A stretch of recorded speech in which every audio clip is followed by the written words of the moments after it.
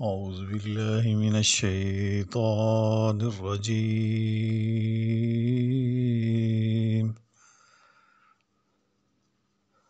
بسم الله الرحمن الرحيم.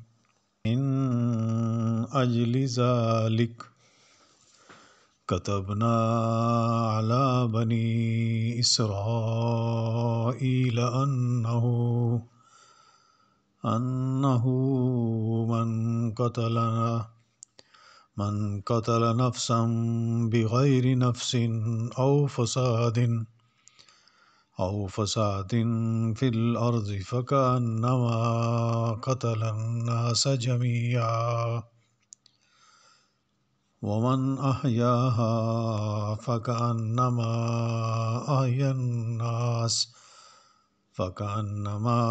أحيا الناس جميعا. لقد جاءتهم رسلنا بالبينات ثم إن كثيرا منهم بعد ذلك في الأرض لمسرفون. وجہ سے ہم نے بنی اسرائیل پر لکھ دیا کہ جو شخص کسی کو بغیر اس کے کہ وہ کسی کا قتل ہو یا زمین میں فساد مچانے والا ہو قتل کر ڈالے تو گویا اس نے تمام لوگوں کو قتل کر دیا، اور جو شخص کسی ایک کی جان بچا لے اس نے گویا تمام لوگوں کو زندہ بچا لیا. اور ان کے پاس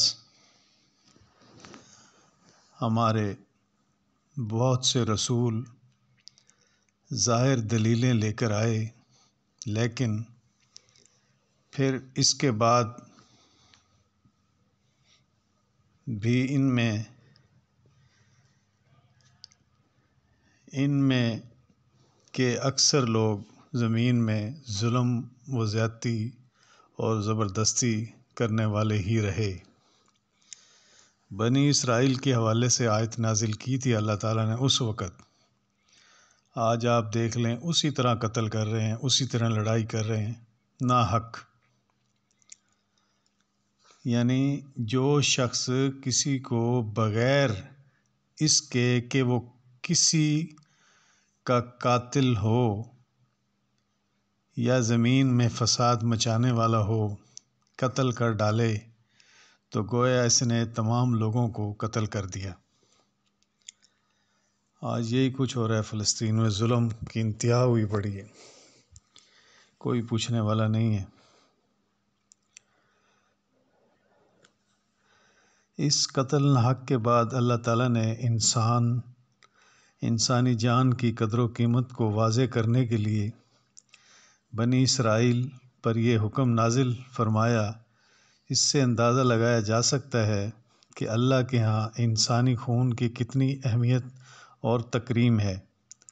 اور یہ اصول صرف بنی اسرائیل ہی کے لیے نہیں تھا، اسلام کی تعلیمات کے مطابق بھی یہ اصول ہمیشہ کے لیے ہے. سلیمان بن ربیع کہتے ہیں کہ میں نے حضرت حسن بصری سے پوچھا کہ آیت ہمارے لیے بھی ہے جس طرح بنی اسرائیل کے لیے تھی؟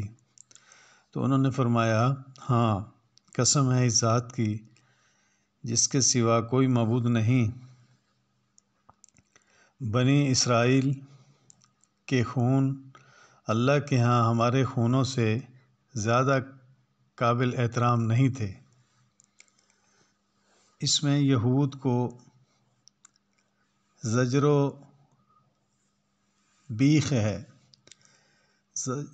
و توبیخ ہے کہ ان کے پاس انبیاء دلائل و براہین لے کر آتے رہے ہیں، لیکن ان کا رویہ ہمیشہ حد سے تجاوز کرنے والا ہی رہا.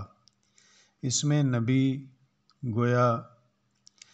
گویا نبی صلی اللہ علیہ وسلم کو تسلی دی جا رہی ہے کہ یہ آپ کو قتل کرنے اور نقصان پہنچانے کی جو سازشیں کرتے رہتے ہیں یہ کوئی نئی بات نہیں ہے، ان کی ساری تاریخ ہی مکر و فساد سے بھری ہوئی ہے۔ آپ بہرحال اللہ پر بھروسہ رکھیں جو خیر الماکرین ہے، تمام سازشوں سے بہتر تدبیر کرنے والا ہے۔